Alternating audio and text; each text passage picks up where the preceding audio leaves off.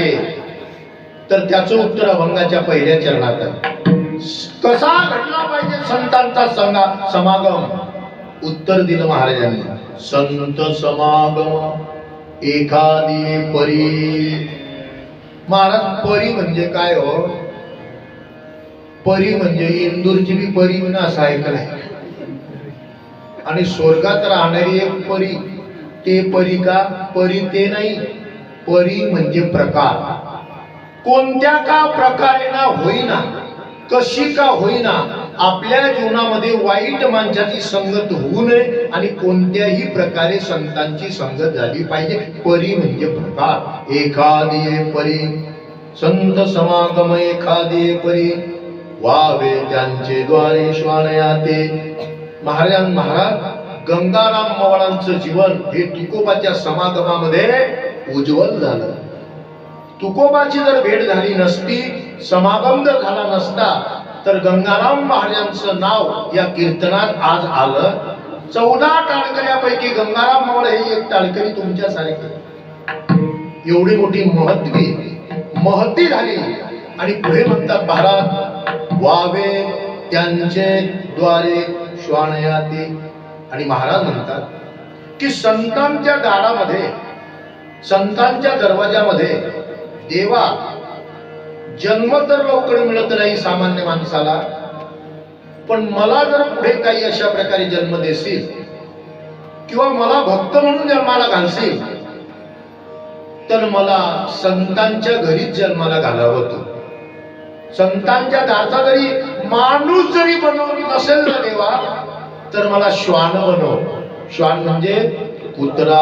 Huawei त्यांचे द्वारे श्वान, म्हणजे त्यांच्या दारी मला माणूस बनवत नसेल, कारण माणसाचा जन्म सहजासहजी मिळत.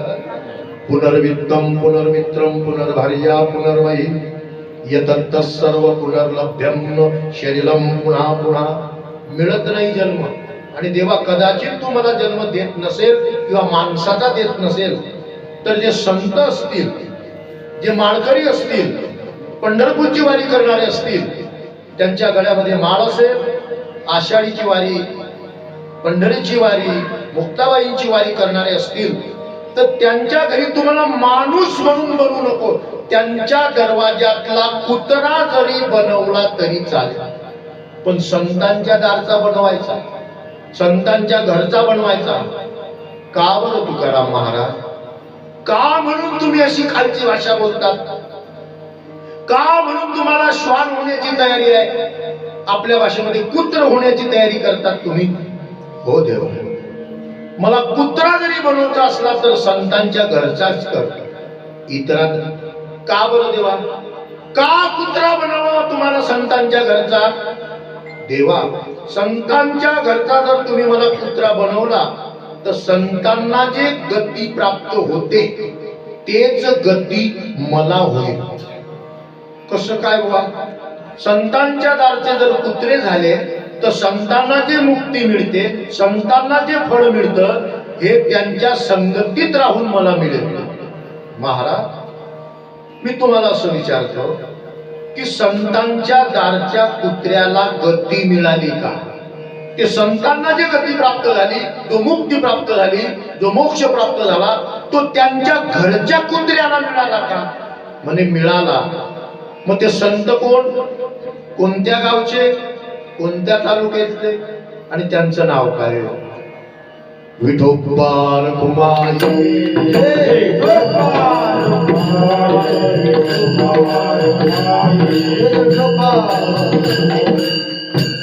अभंगाच्या पहिल्या चरणावरती आणि उत्तरार्धावरती आपण आलोय. वावे त्यांची द्वारी श्वानयाती. श्वान म्हणजे कुत्रा. महाराज, संतांच्या दारी जरी श्वान जरी झालं तरी त्या कुत्र्याचा फायदा आहे, लाभ आहे. संतांमुळे त्याला मुक्ती आहे. म्हणून संतांच्या दारी वावे त्यांचे द्वारी श्वानयाती.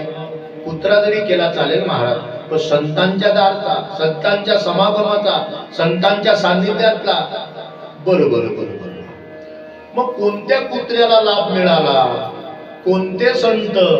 दृष्टांत सांगतो श्रीमद भागवतामध्ये. विठ्ठल विठ्ठल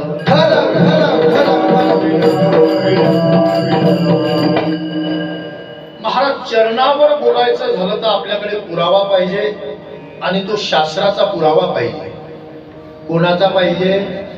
सासऱ्याचा नाही, हा शास्त्र.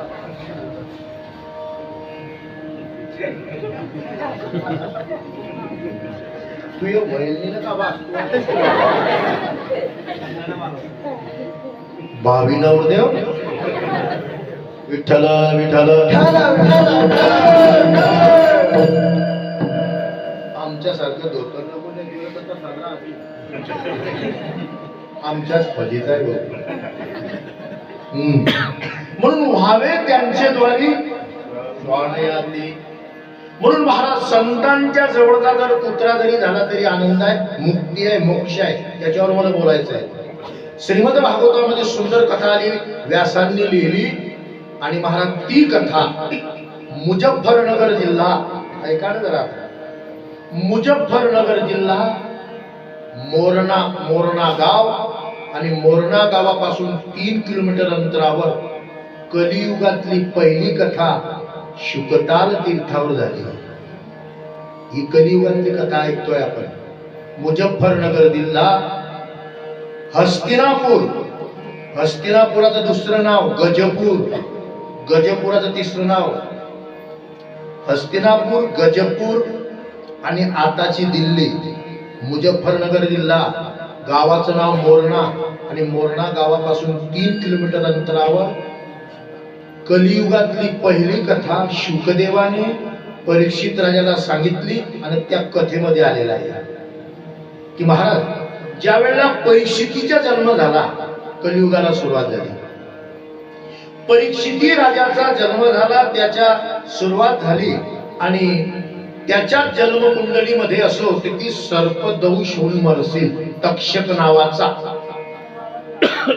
नावाचा सर्प तुला दंश होईल आणि तू मरशील, असं सांगितल्यानंतर महाराज पांडवांना कळालं आणि राजांचं लग्न केलं. इरावती नावाची राणी परीक्षिती राजाची, आणि सांगितलं राजा आता तुम्ही गादीवर बसलात. हस्तिनापूर, गजपूर, गजपुराचा अजून अविनाशपूर आणि दिल्ली. दिल्ली का म्हणतात, गजपूर का म्हणतात, हस्तिनापूर का म्हणतात, सर्व कथा भागवतात आलेली आहे. दिल्ली का झालं तिथं तेही आलेलं आहे, फक्त ते पाहावं लागतं मात्र. म्हणून अशा पद्धतीने पांडवांनी अशा प्रकारे आपल्या नातवाला गादीवरती बसवलं. अभिमन्यू त्याचा बाप आणि अर्जुन त्याचे अशा प्रकारे आजोबा बसले. आणि बसल्यानंतर महाराज पांडव निघत आम्हाला चालले. तर या भागवतामध्ये त्यांची कथेचं नाव आहे स्वर्गरोहण कथा.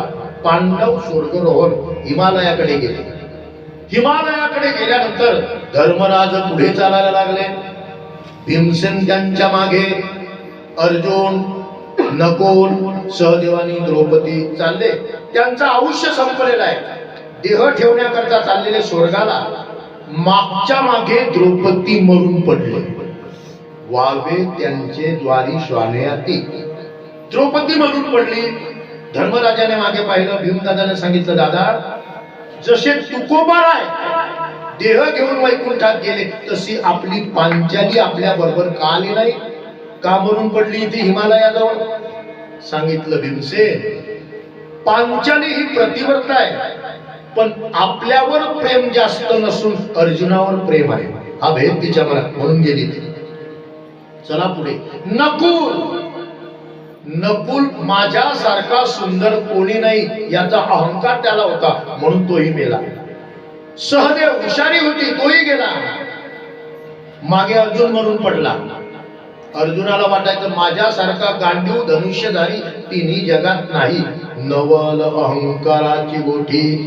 अहंकार होता वाहत त्याला. गेला तोही. आणि काही अंतरावर भीमसेन गेला. भीमसेनही पडला.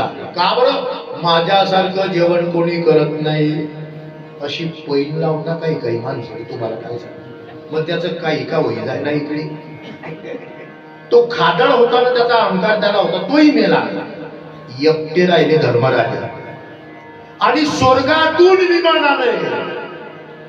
आणि धर्मराजाला सांगितलं, धर्मराज स्वर्गातून विमान आलंय, विमान तुम्हाला बसण्याकरता बसा, आता चला वैकुंठाला घेऊन जातो तुम्हाला. धर्मराजा म्हणता, महाराज माझी पत्नी गेली, माझे भाऊ गेले, ते या देहाने आले नाही, मी काय करू?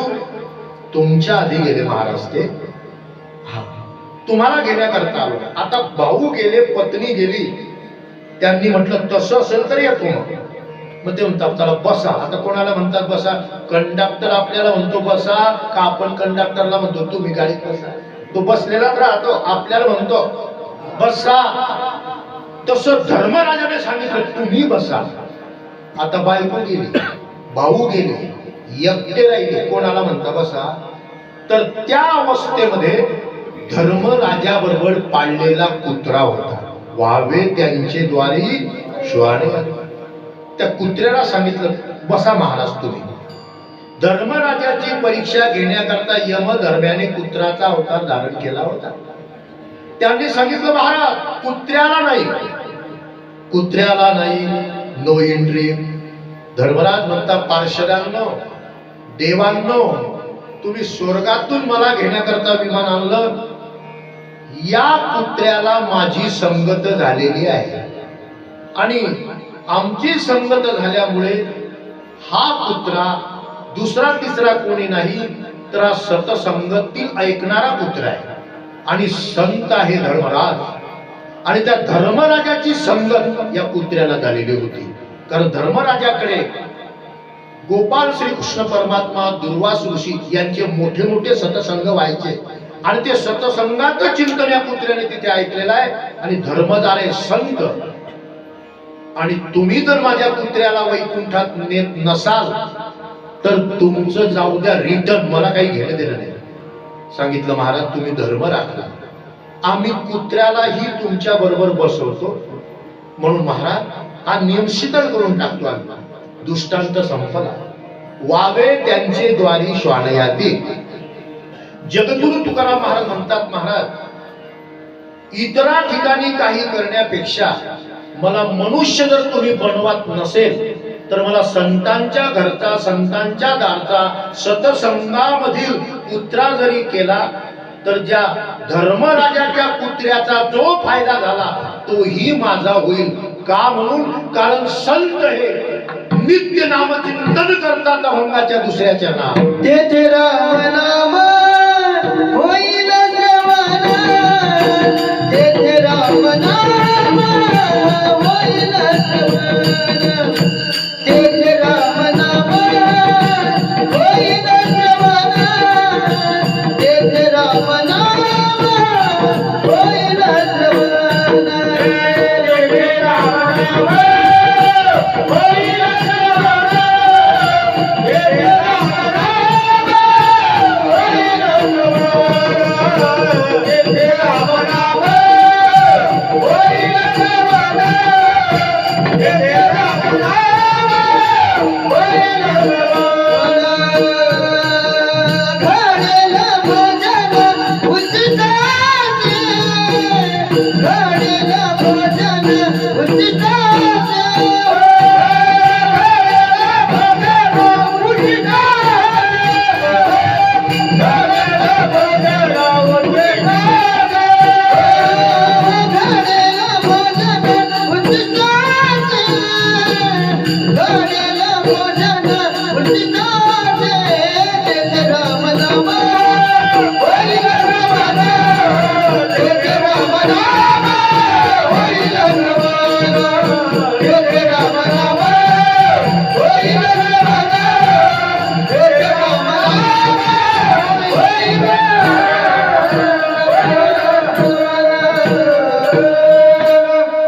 सुंदर चाल म्हटली महाराज. वा वा, गाडी वाजवा इथं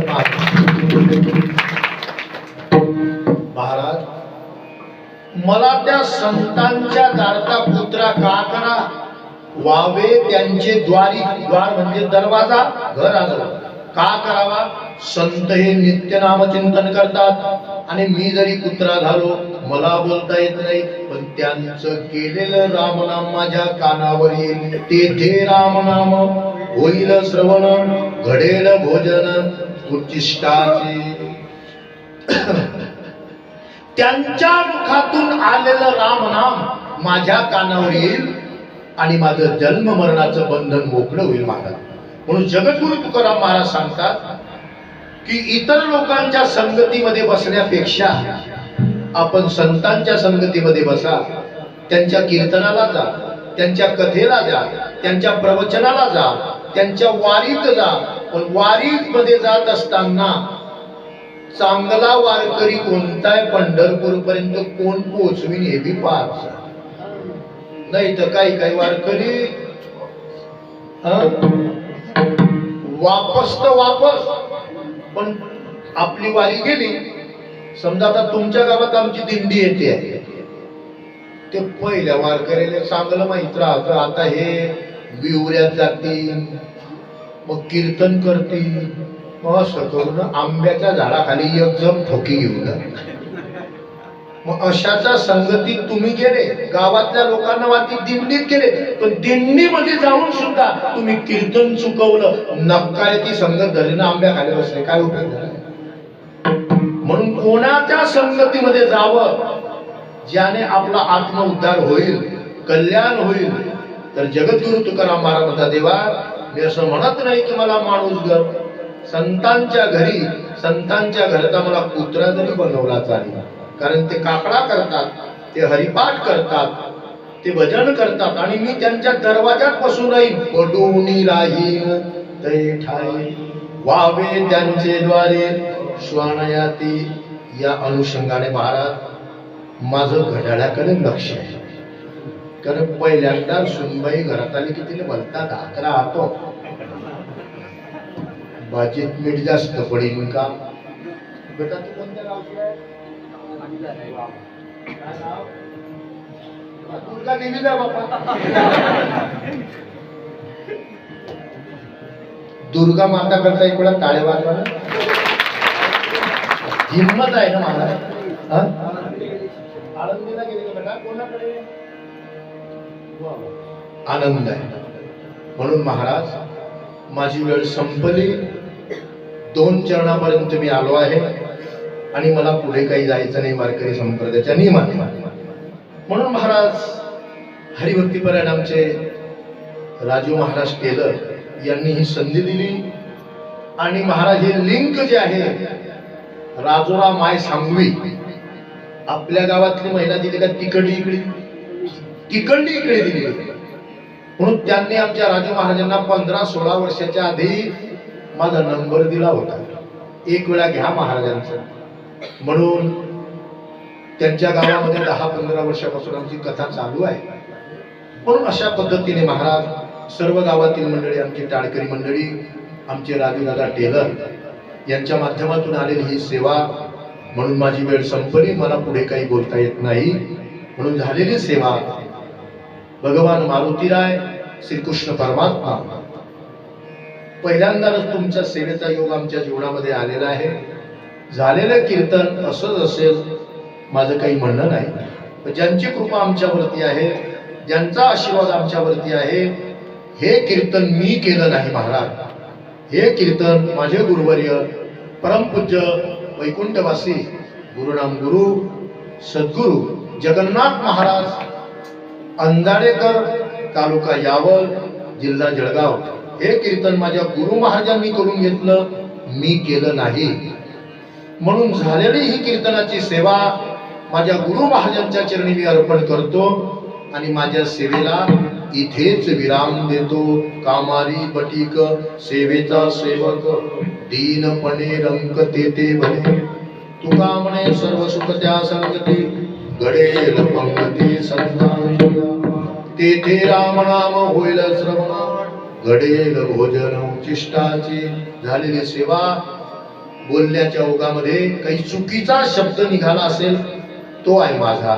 झालेली सेवा मी माझ्या गुरु महाराजांच्या चरणी अर्पण करतो आणि माझ्या सेवेला विराम देतो. ज्ञानेश्वरा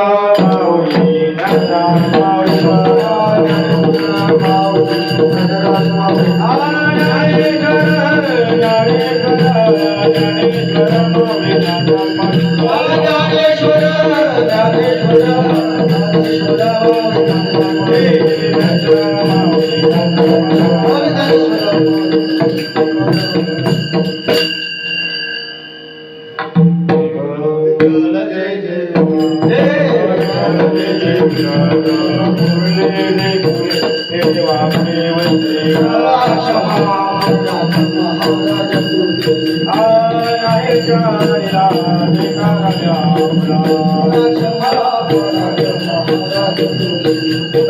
म्हणे जाणे खरा जाता पाया